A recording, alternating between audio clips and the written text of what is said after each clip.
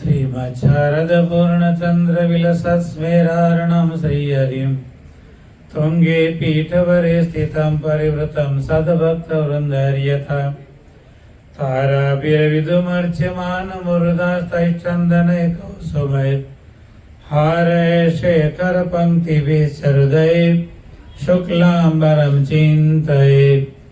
श्री अक्षरधामाधिपति स्वामिनारायण बापा भगवते नमो नमः। श्री घनश्याम महाराजाय नमो नमः। हरे कृष्ण महाराजाय नमो नमः।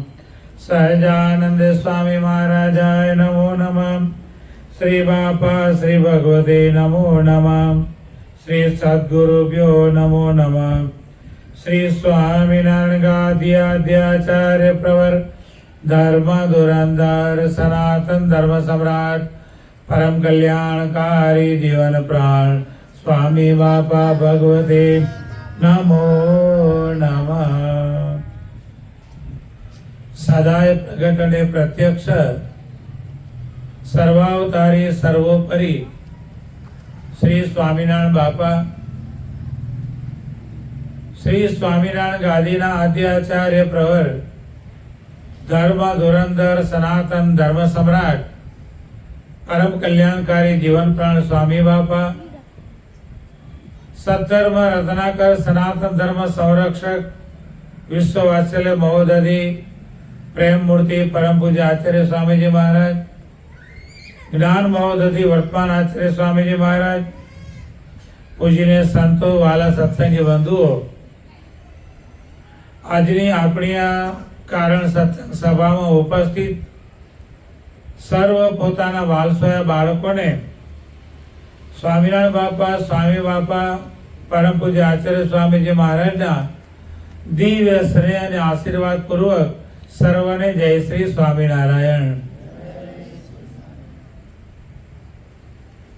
આપણે બધા જાણીએ છીએ કે આપણો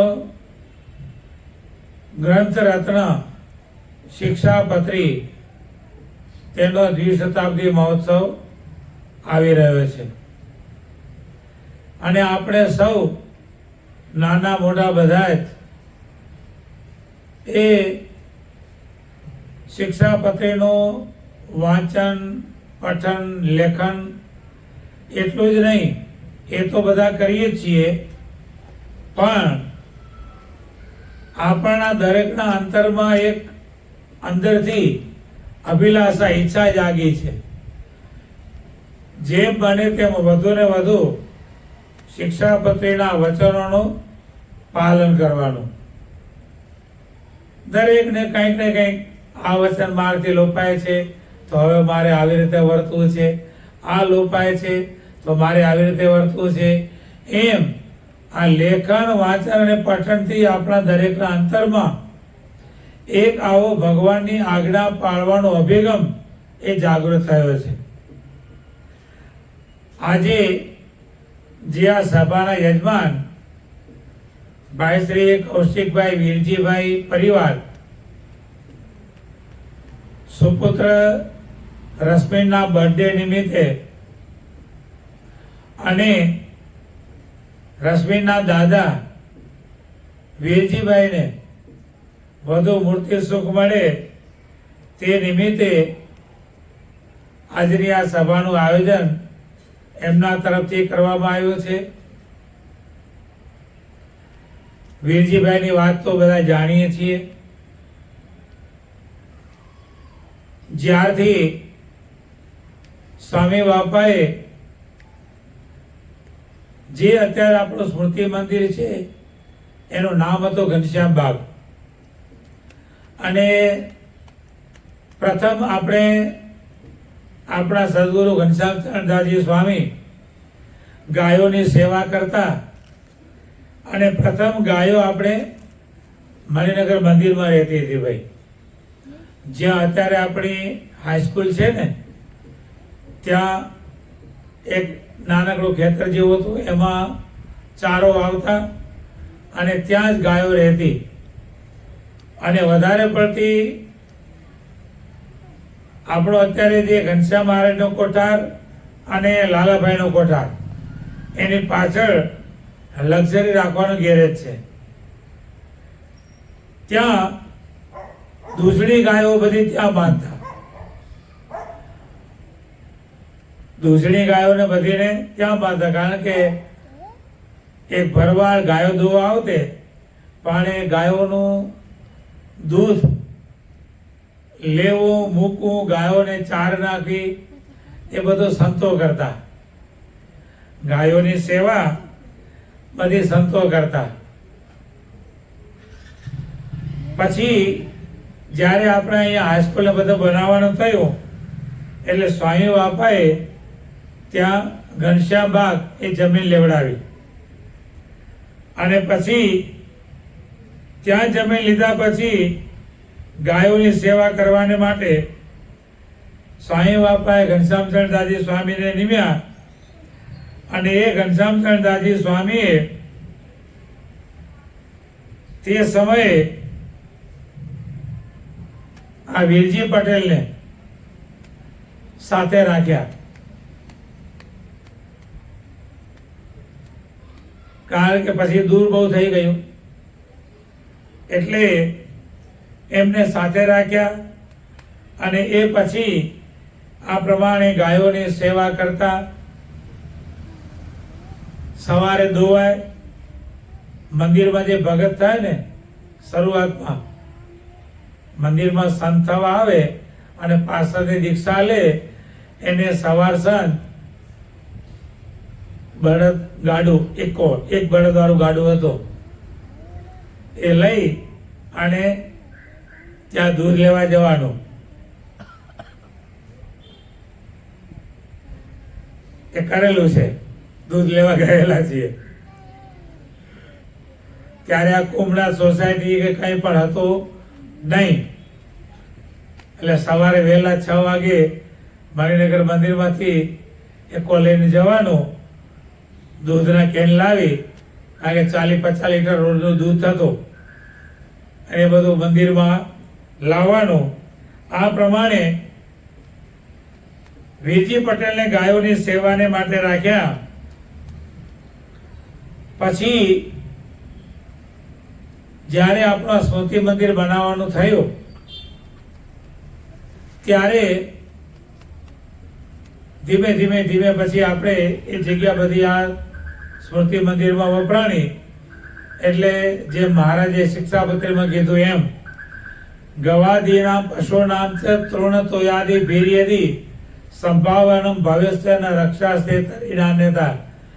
ગાય આદિ પશુઓની તૃણ અને તોય, તૃણ એટલે ઘાસ ચારો અને તોય એટલે પાણી, એને કરીને જો સરખી રીતે સંભાવના થાય તો પશુને રાખવા. એટલે એ ન્યાયે પછી આપણે ગૌશાળા પૂર્ણ કરી અને પછી એ વીરજી ભગત સ્વામી બાપાની સેવામાં રહ્યા. મંદિરનું બાંધકામ શરૂ થયું. એમણે પોતાનો એક બનાવ સ્વામી બાપાએ જે એને દર્શન આપ્યા. સ્વામી બાપાનું જે અત્યારે ધ્યાનસ્થ મૂર્તિ બિરાજમાન છે ને, બધું કદાચ તમને ખ્યાલ નહીં હોય અને કદાચ હશે પણ ખરો. જે અત્યારે સ્વામી બાપાના ધ્યાનસ્થ મૂર્તિ જે રીતે બિરાજમાન છે અને ત્યાં જે દીવો પ્રજ્વલિત છે એ દીવો ક્યારનો છે ખબર છે? સ્મૃતિ મંદિર બન્યું ત્યારનો નહીં. જે દિવસે ગુરુદેવ સ્વામી બાપાનો અંતિમ સંસ્કાર વિધિ કરવામાં આવ્યો ને, રશ્મિન તારા જન્મ પહેલા, જે દિવસે સ્વામી બાપાનો અંતિમ સંસ્કાર વિધિ કરવામાં આવ્યો તે દિવસે એ દીવો પ્રગટાવ્યો. એ પ્રગટાવ્યો આ દિન સુધી એ દીપ જ્યોત ક્યારે પણ બુઝાણી નથી.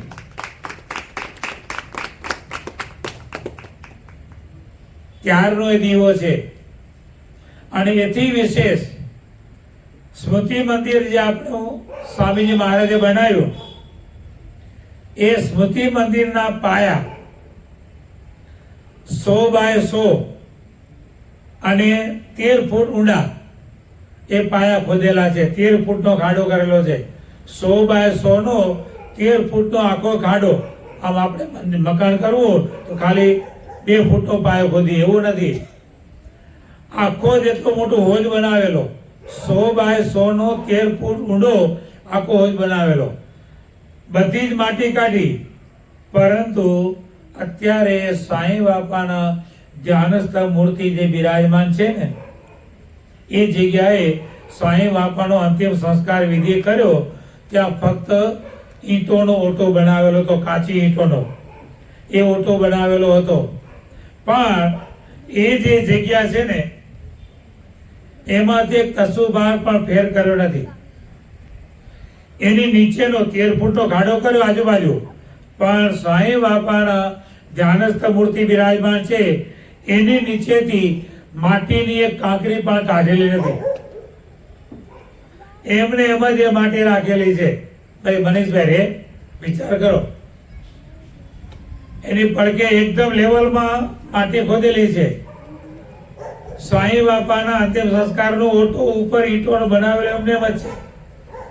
નીચે માટી પણ એમને એમ જ છે. એક કાંકરી પણ એ ઓટાની નીચેથી કાઢી નથી. આ આપણો પ્રસાદી સ્થાન. સેજ પણ અંતિમ સંસ્કાર વિધિ થયા પછી એ સ્થાનને સેજ પણ આપણે ફેરફાર કર્યો નથી કે આગુ પાછું ખસેડ્યો નથી. જેમ છે જે પ્રમાણે સાંઈ બાપાને પધરાવ્યા એમને એમ જ અત્યારે જે સાંઈ બાપા બિરાજમાન છે ને એ સાંઈ બાપાને એમ પોઢાડેલા એ સાંઈ બાપા અત્યારે બિરાજમાન થઈ ગયા છે ઊભા થઈને, પણ એમને એમ જ છે. અને એ જગ્યાએ વીરજી પટેલ સેવામાં હતા. દીવામાં ઘી પૂરવાનું, સવાર સાંજ અગરબત્તીથી આરતી કરવાની, એ બધું જ વીરજીભાઈ કરતા. શિયાળાનો સમય, પોહ મહિનાની ઠંડી, કામકાજ ચાલે. વીરજીભાઈ બાજુમાં ગોદડું ઓઢીને ઉતેલા અને રાત્રે સાંઈ બાપા દર્શન આપ્યા અને કહે છે તને એકલાને ટાળવાય છે, હું અહીંયા પડેલો છું, હું અહીંયા સાંઈ બાપા એવું કીધું, હું અહીંયા હૂતો છું, મને ટાઢ નથી લાગતી, ઓઢાળ મને પણ ઠંડી લાગે છે. અને ત્યારથી પહેલા એ સ્મૃતિના ઓટા ઉપર કંઈ પણ આપણે કરતા નહોતા. ખાલી સવાર સાંજ અગરબત્તીથી આરતી કરતા. પછી જ્યારથી આ વીરજી પટેલને સાંઈ બાબા દર્શન આપ્યા ત્યારથી દરરોજ સાંજે એ ઓટા ઉપર ગોદડું પાથરવાનું, તકીઓ મૂકવાનો અને સાથે ઓઢવાનું પણ મૂકવાનું. અને સાંઈ બાપા દરરોજ ત્યાં પોઢે.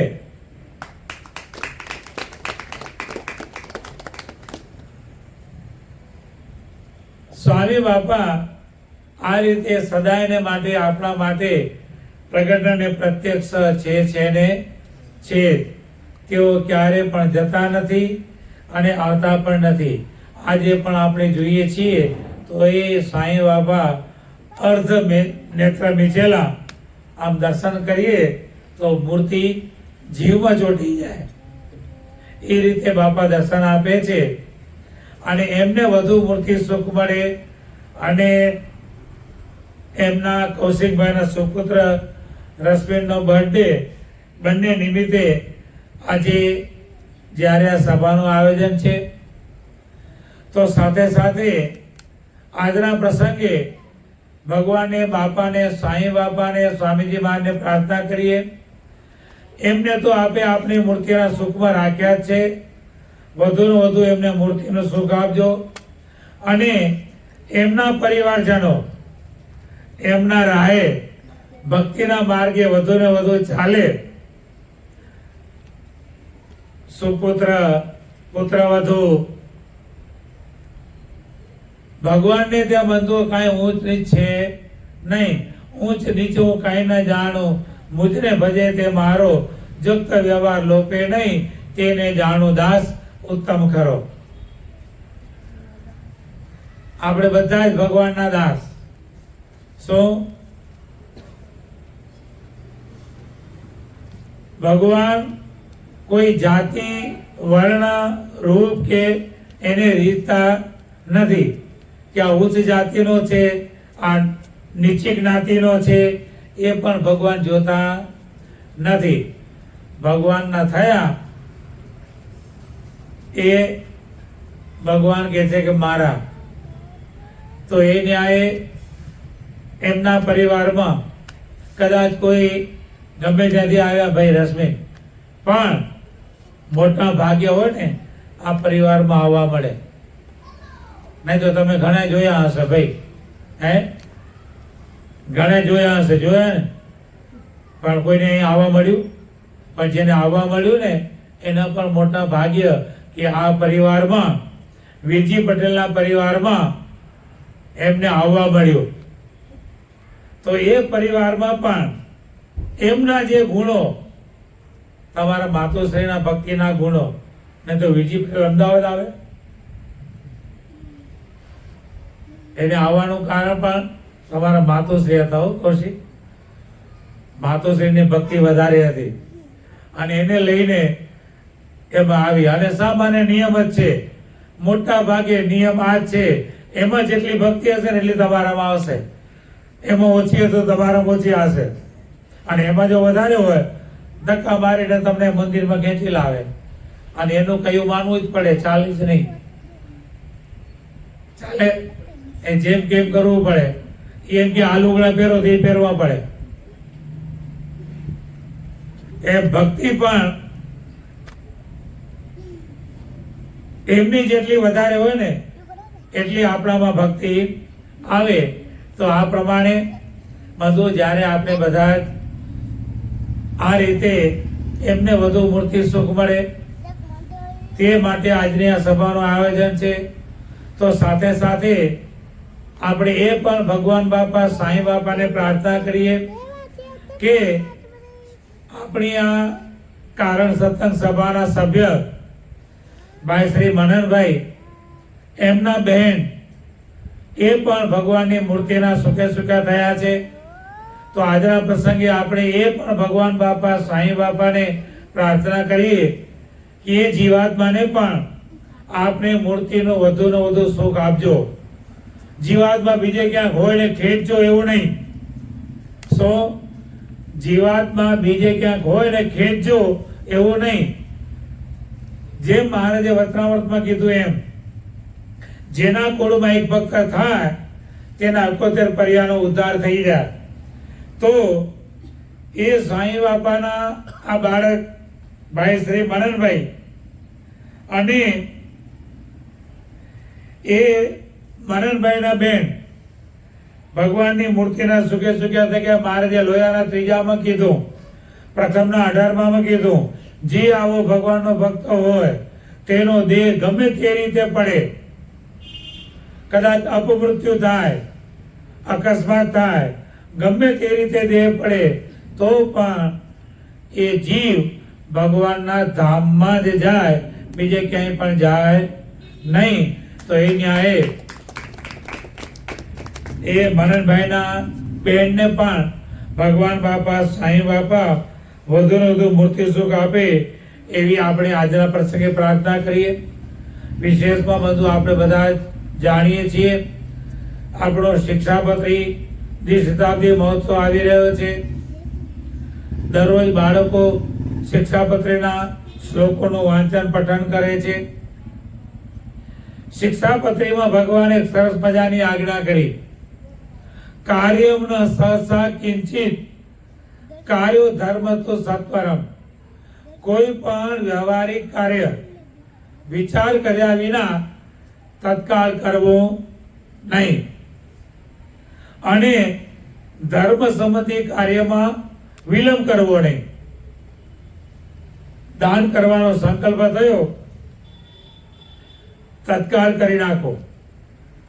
એમાં વિલંબ કરવો નહીં અને વ્યવહારિક કાર્ય વિચાર્યા વિના કરવો નહીં. દરેક માણસ છેક ચલેલા વિચારો કરે, અહીંથી આમ ધંધો કરીશ, અહીં એટલા રોકીશ, મહિનામાં મને આટલા મળશે. જો ગમે તે કોઈ પણ તમારી રોકવાની વાત કરે ને કે ભાઈ તમે આટલા આમાં રોકો, હું તમને મહિને 2 મહિને આટલા આપી દઈશ, કોઈ આપણા બાપના નથી. શું બધા પોતાનું પેટ ભરવા જ બેઠા છે?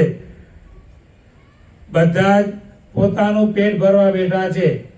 એટલે આંધળા થઈ અને કોઈ આવી સ્કીમો બહાર પાડે એમાં વિચાર્યા વિના, જોયા જાણ્યા વિના સીધા નાખી દેવાય નહીં. વિચારવાનું. અને વિચાર્યા વિના જે કામ કરે, સ્વામિનારાયણ ભગવાને પોતે કીધું કે અમે કંઈક વચન કહીએ. શું કીધું ભગવાને? અમે કોઈ વચન કહે. લોયાના છઠ્ઠામાં 13મો પ્રશ્ન, લોયા પ્રકરણનું છઠ્ઠું વચનામૃત 13મો પ્રશ્ન, એની અંદર સ્વામિનારાયણ ભગવાન કહે છે કે જેને કરીને ભગવાન રાજી થતા હોય તો પણ તે ન કરવું, અને જેને કરીને ભગવાન કુરાજી થતા હોય તો પણ તે કરવું. એવું તે શું? બોલો. રાજી થાય તો પણ નહીં કરવાનું અને કુરાજી થાય તો પણ કરવાનું. પછી એનો ઉત્તર પરમોષદીના થયો. શ્રીજી મહારાજે પોતે ઉત્તર કર્યો, અમે કંઈક વચન કહીએ અને તેમાં અધર્મ જેવું જણાતું હોય તો તેને વિશે ચિરકારી થવું. કહેતા ઘડીક વાર લગાવી પણ તુરંત માનવું નહીં. સ્વામિનારાયણ ભગવાન કચ્છમાં 13 ગામમાં બિરાજમાન હતા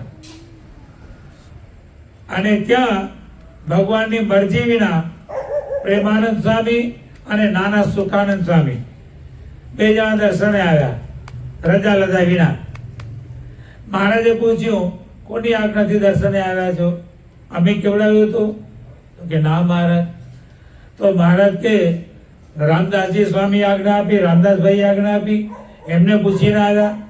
તો ના મહારાજ, આ તો અમારે દર્શનની ઈચ્છા થઈ કે ઘણા વખતથી દર્શન થયા નથી, તો ચાલો જઈએ, એટલે અમે આવ્યા.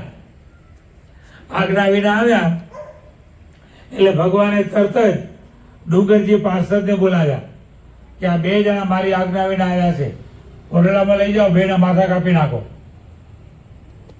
ભગવાને આજ્ઞા કરી. ડુંગરજી પાર્ષદ ઓરડામાં લઈ પણ ગયા, માથા કપાય. પ્રેમાનંદ સ્વામી જેવા એનો માથો કપાય. ડુંગરજી વિચાર કરવા માટે ઓરડામાં જઈને કે ભગવાનની આજ્ઞા, શ્રી કૃષ્ણ ભગવાને કીધું સર્વધર્માન પરિત્યજ્ય મામેકમ શરણમ વ્રજ, તો ભગવાનની આજ્ઞા માથા કપવાની છે. તો શું કરવું? અંદર જઈને વિચાર કરવા માંડ્યા. માથા કાપે નહીં, ઊભા ઊભા વિચારે, તલવાર હાથમાં. 10, 15, 20 મિનિટ થઈ ગઈ. મહારાજે બૂમ પાડી કે ડુંગરજી કેટલી વાર, જલ્દી માથા કાપને. ત્યારે ડુંગરજી અંદરથી કહે છે કે મહારાજ શું કરું, માથા તો ક્યારના કાપવા છે, પણ આ 2 જણા માથું હરખું ધરતા નથી. શું કે?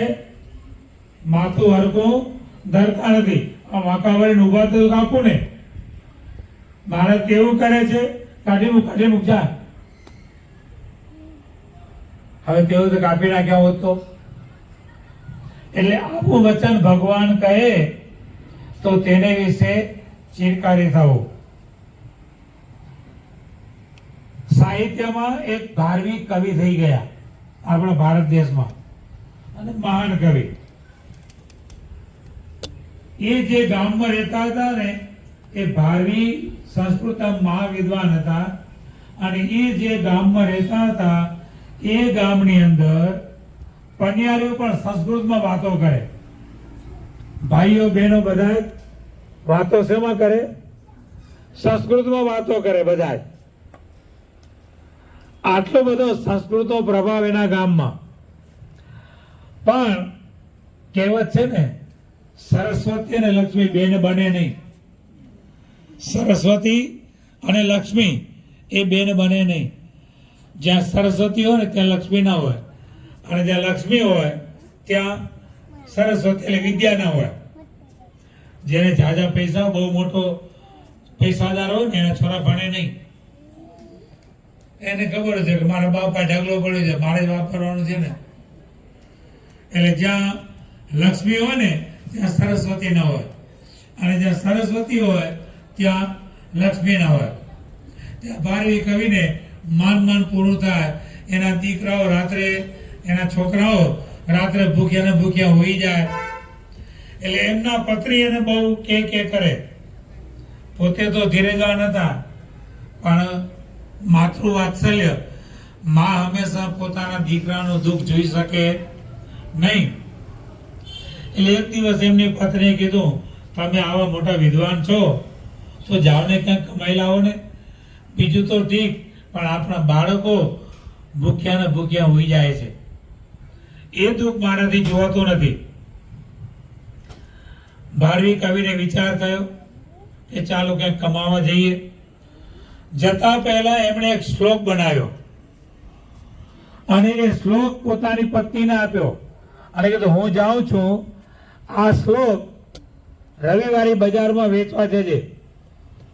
રવિવારે ગુજરી ભરાય ને એમાં શ્લોક તું વેચવા જજે, પણ એક ધ્યાન રાખજે, જે વ્યક્તિ લાખ રૂપિયા આપે ને એને જ આ શ્લોક આપજે, નહીં તો લાખ રૂપિયા સિવાય 99,999 આપે ને તો પણ આ શ્લોક એને આપવાનો નહીં. લાખ રૂપિયા આપે તો શ્લોક વેચવાનો, નહીં તો નહીં વેચવાનો. હવે એ રાજ્યનો જે રાજા, એનો ઓર્ડર હતો, એનો નિયમ હતો, કોઈ પણ વ્યક્તિ વેપાર કરવા બે રવિવારે ગુજરીમાં, હા સુધી એનું જેટલું વેચાય એટલું વેચાય, વેચાતા જે બાકી રહે ન વેચાય તો રાજાનો નિયમ કે બધું જ રાજ તરફથી ખરીદી લેવાનું, જે હોય એ રાજ તરફથી લઈ લેવાનું. સાંજ પડી ગઈ. શ્લોક, બધા પંડિતો હતા, ભાઈઓ પણ વિદ્વાન, બધા જ શ્લોક વાંચે. મનમાં થાય શ્લોક બહુ કિંમતી છે, પણ હારે લાખ રૂપિયા સાંભળી અને શ્લોક કોઈ લે નહીં. અને પતિની આજ્ઞા હતી, લાખ રૂપિયા વિના શ્લોક વેચવાનો નહીં. સાંજ પડી ગઈ, શ્લોક વેચાણો નહીં. રાજાના માણસો આવ્યા, બીજા બધાનું જે વધ્યું હતું બધું લઈ લીધું, પણ આનો શ્લોક લાખ રૂપિયા કીધા. એટલે રાજાના માણસોએ રાજાને પૂછ્યું કે ભાઈ લાખ રૂપિયા કહે છે, એક જ શ્લોક, અને એક શ્લોકના લાખ રૂપિયા કેવી રીતે અપાય? રાજા કે આપણો નિયમ છે, જે હોય તે લાખ રૂપિયા આપીને શ્લોક ખરીદી લો. લાખ રૂપિયા આપીને શ્લોક લીધો, લઈ ગયા. રાજાજીને શ્લોક બતાવ્યો. રાજા પણ મહાવિદ્વાન, શ્લોક વાંચ્યો, બહુ કિંમતી શ્લોક છે. એટલે રાજાએ એ શ્લોકને મઢાવી અને પોતાના શયનખંડમાં એ શ્લોક રાખ્યો. હવે વખત જતા બન્યું એવું કે રાજકુંવર, પેલા તો ગુરુકુળમાં અભ્યાસ કરવા મોકલતા ને, એટલે રાજકુંવર 7 વર્ષની ઉંમરે એને ગુરુકુળમાં અભ્યાસ કરવા મોકલેલો. એ જંગલમાં રહેવાનું ને સરસ ખુશનુમા વાતાવરણ, અને એનો અભ્યાસ ચાલ્યો. 14 વર્ષ સુધી અભ્યાસ ચાલ્યો. કેટલા વર્ષ? 14 વર્ષ સુધી અભ્યાસ ચાલ્યો. એટલે 14 ને 7 20 વર્ષ, બરોબર જુવાન થઈ ગયો. એનો અભ્યાસ જ્યારે પૂરો થયો, ઘરે આવવાનું થયું, તે વખતે રાજાને પોતાના રાજકાજ પ્રસંગે બહાર જવાનું થયું, અને રાજા નીકળી ગયા. પછી આ રાજકુંવર ઘરે આવ્યો. હવે વચ્ચેના 14 વર્ષ સુધી ઘરે આવેલો નહીં, અને ગુરુકુળનું સરસ વાતાવરણ, એટલે જરાક બોડી પણ સારી એવી તંદુરસ્ત થઈ ગઈ. ચોખ્ખું વાતાવરણ મળે, ચોખ્ખી હવા મળે, સારું શુદ્ધ ખાવાનું મળે, એટલે શરીર પણ તંદુરસ્ત. હવે રાજા નીકળી ગયા પછી આ 20 વર્ષનો જુવાન મહેલમાં આવ્યો પાછો, અને માને મન તો દીકરો વાલો જ હોય. દીકરાના ઉવાળના લીધા, સુખ દુઃખની વાતો કરી, અને રાત્રિએ મા દીકરો, એ તો નિર્મળ પ્રેમ છે. મા દીકરાનો પ્રેમ કેવો હોય? અત્યંત નિર્મળ વાલ સોયો પ્રેમ. બંને જણા મા દીકરો સૂતા છે અને બરોબર રાજા જે કામ પ્રસંગે ગયા હતા પાછા આવ્યા અને આવતા પોતાના શયનખંડમાં ગયા. આ 20 વર્ષનો જુવાન, 14 વર્ષ સુધી વચ્ચે જોયેલું નહીં, બોડી પણ સારી એવી થઈ ગયેલી. રાજા પોતાના દીકરાને પણ ઓળખી શક્યા નહીં અને એમ માન્યું કે હું બહાર ગયો અને આ રાણી તો જુવાન સાથે સૂતી છે. એમ માનીને તલવાર જ્યાં ખેંચીને ત્યાં ઓલો સામે શ્લોક વંચાણો, સહસાના કિંચિત કાર્ય, વિચાર્યા વિના કાર્ય કરવો નહીં. આ શ્લોક વાંચ્યો, તલવાર એક બાજુ મૂકી રાણીને જગાડી અને કહે છે કે આ કોણ છે? રાણી કહે છે કે રાજન તમે પણ ભૂલ ખાઈ ગયા, આ તો આપણો કુંવર છે. અને પછી કુંવરને જગાડ્યો અને રાજા અત્યંત ગ્લાનિમગ્ન થઈ ગયા અને પેલા શ્લોકની કિંમત સમજાણી કે લાખ રૂપિયા પણ વસૂલ છે. જો આજે આ શ્લોક ન હોત તો એટલે સ્વામિનારાયણ ભગવાને શિક્ષાપત્રીમાં આપણને કીધું, કાર્યમ ન સહસા કિંચિત, કોઈ પણ વ્યવહારિક કાર્ય વિચાર્યા વિના કરવો નહીં અને ધર્મ સંબંધી કાર્ય તત્કાળ કરવો, એમાં વિચાર નહીં કરવાનો. ભગવાનની સેવા કરવાનો સંકલ્પ થયો, તત્કાળ કરી નાખો. એમાં કોઈ જાતનો વિચાર નહીં કરવાનો, એમાં કોઈને પૂછવાનું પણ નહીં. ભગવાનની સેવા કરવી છે, કરી નાખો. કારણ કે મન છે ને હરામજાદુ છે. મન કેવું છે? હરામજાદુ છે. અહીંથી મણિનગર આવવા નીકળે ને, અહીંયા સંકલ્પ કરે કે મારે મણિનગર જઈને 500 રૂપિયાની પોચ ફડાવી, સમજ્યા? પણ જ્યાં અહીંથી નિકોલ ગામ પસાર કર્યું ને, 500 નહીં કરવા, 250 કરશો તો ચાલશે. મણિનગર મંદિરના કમ્પાઉન્ડમાં બે ને ત્યાં 500 માંથી 50 આવી જાય. કારણ કે મન હરામ જાદુ છે. અહીંયા 14 કરોડ બેઠા છે. છૂટે ચમડી તૂટે પણ દમડી ના છૂટે. એટલે ધર્મ સંબંધી કાર્ય તત્કાળ કરવું. યુધિષ્ઠિર મહારાજા પોતાના રાજકાજમાં પરોવાયેલા હતા. એક બ્રાહ્મણને પોતાની દીકરીના લગ્ન કરવાના હતા, દાન લેવા ગયા. રાજ દરબારમાં જઈને યુધિષ્ઠિર મહારાજાને કીધું, મારે કન્યાદાન કરવાનું છે, એના માટે મને ધન જોઈએ છીએ. યુધિષ્ઠિર મહારાજા કચેરીમાં રાજકાજમાં પરોવાયેલા હતા. એટલે યુધિષ્ઠિર મહારાજા શું કીધું? કલાક પછી આવજે. શું કીધું? કલાક પછી આવજે. એટલે પેલો ભૂદેવ બહાર નીકળ્યો કચેરીમાંથી. સામે ભીમ મળ્યો. ભીમ કેલા ભૂદેવ કેમ, શા માટે આવ્યા હતા?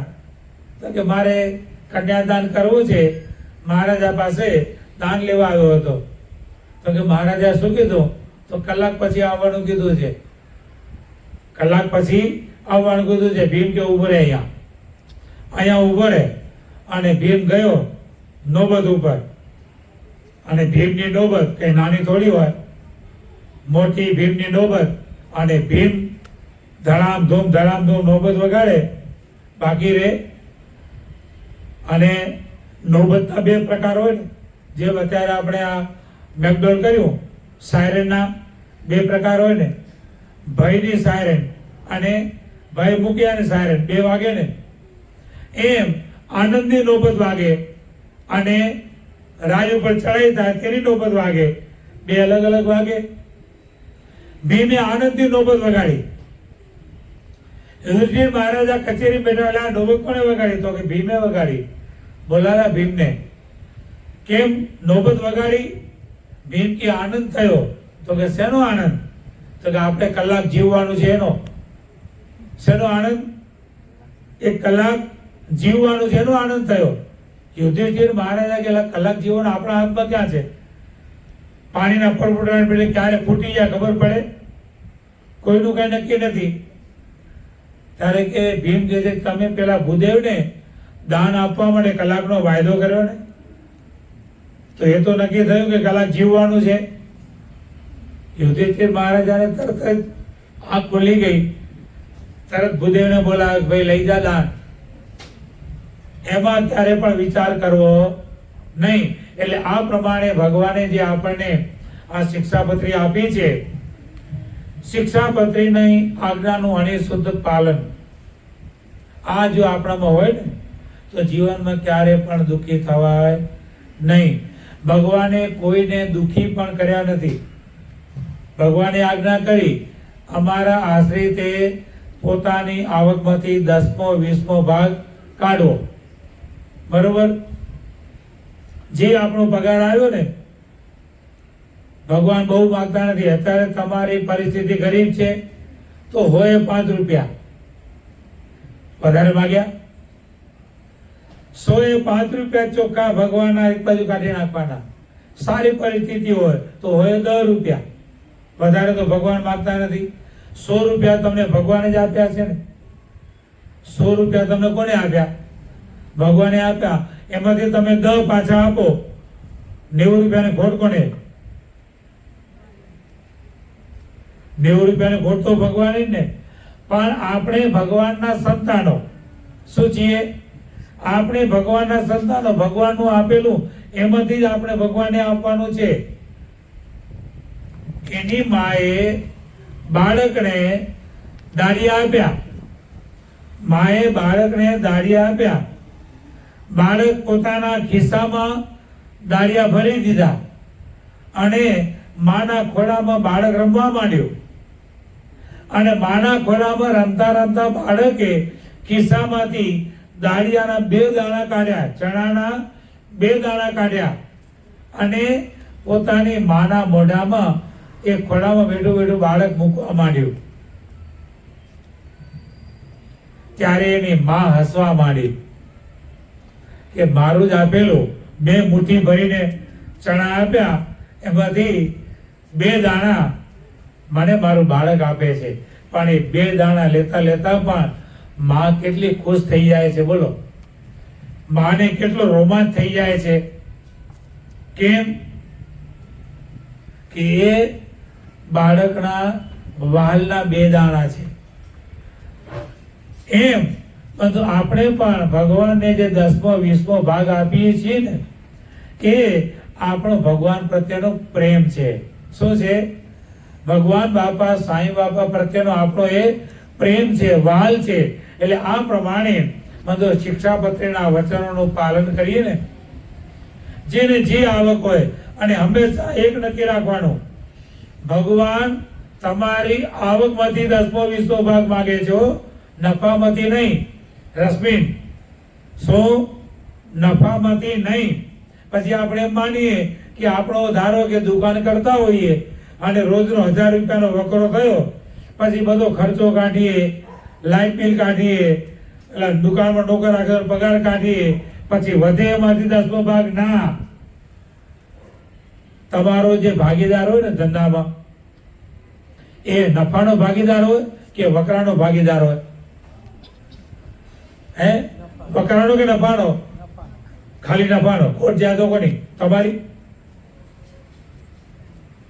ખોટ જાય તો કોની? તમારી કે બેની ભાગે પડતી? તો પછી વકરાનો ભાગીદાર કહેવાય ને, નફાનો ન કહેવાય ને. શેનો ભાગીદાર થયો? તમારો ભાગીદાર વકરાનો ભાગીદાર છે, ખાલી નફાનો ભાગીદાર નથી હોતો. હોય છે? જે વકરો થયો એમાંથી પછી તમે 2 જણા ભેગા થાવ કે ભાઈ આટલો ખર્ચો થયો છે, તો 2નો ભાગે પડતો ખર્ચો આવે. પછી જે નફો વધ્યો એ પણ 2ને ભાગે પડતો જ વેચવાનો. ખાલી તમે તમારો ખર્ચો કાઢો, પછી નફો વધે એમાંથી તમે તમારા ભાગીદારને આપો, કે વકરો થાય એમાંથી ભાગીદારનો ભાગ પાડો. એમ ભગવાન આપણા ભાગીદાર, આપણા નોકરી ધંધાના ભાગીદાર ભગવાનને બનાવવાના. આ લોકના માણસને ભાગીદાર બનાવશો તો દગો કરશે. શું કરશે? દગો કરશે ને, સાંઈ બાપા પાસે, આપણા પ્રેમમૂર્તિ બાબા પાસે કોઈ પૂછવા આવે કે બાબા આની સાથે મારે ભાગીદારીમાં ધંધો કરવો છે, ત્યારે બાબા પેલી તો ના જ પાડે કે તને ભાગીદારીમાં ધંધો કરવો જ પડે એવું છે, ભલે નાનો શરૂ કર પણ તારા પગ ઉપર શરૂ કર. આવું સાંઈ બાપા કે આગે ભાગીદાર હોય ને, આ લોકોનો ભાગીદાર હો, એ પેલો તો તમારે બરોબર, પણ પછી જેમ દેખાય ને એટલે તમારા સંબંધો કેવા થાય કહો? હે બોલે વ્યવહાર રે ને રે. આ લોકોના કોઈને ભાગીદાર બનાવવા ને એના કરતા આમને આપણા ભાગીદાર બનાવી દો. ભલે નાનું, આપણી પાસે જેટલી હોય, જેટલું ધન હોય એટલામાંથી કરવાનું, પછી ધીમે ધીમે પોળું કરવાનું. એકી હારે પોળું કરવાની જરૂર નથી. જેટલી આપણી પાસે ધન સમૃદ્ધિ છે એટલું શરૂ કરો, ભગવાનનો ભાગ પૂરો કાઢો, અને જો ભગવાન ભાગીદાર થશે તો કોઈ દિવસ ભગવાન દગો કરશે ભાઈ? આ લોકનો માણસ દગો કરશે? એટલે આ પ્રમાણે આપણે સૌ શિક્ષાપત્રી શતાબ્દી મહોત્સવ આવી રહ્યો છે, તો આપણે બધા જ આ રીતે શિક્ષાપત્રીના વચનોનું ધીમે ધીમે ધીમે ધીમે પાલન કરી આપણા અમલમાં આપણે મૂકીએ, અને ભગવાન બાપા સાંઈ બાપાને આપણે પ્રાર્થના કરીએ કે અમને આપ એવી દિવ્ય શક્તિ, એવી ભક્તિ આપો કે અમે વધુ ને વધુ આપણા વચનોનું પાલન કરી, ધર્મ નિયમનું પાલન કરી, ભક્તિ કરી અને આપણે ખૂબ ખૂબ રાજી કરીએ, એવી અમને દિવ્ય બળ બુદ્ધિ શક્તિ આપશો. એટલી પ્રાર્થના કરી આજની સભાને આપણે વિરામ આપીશું.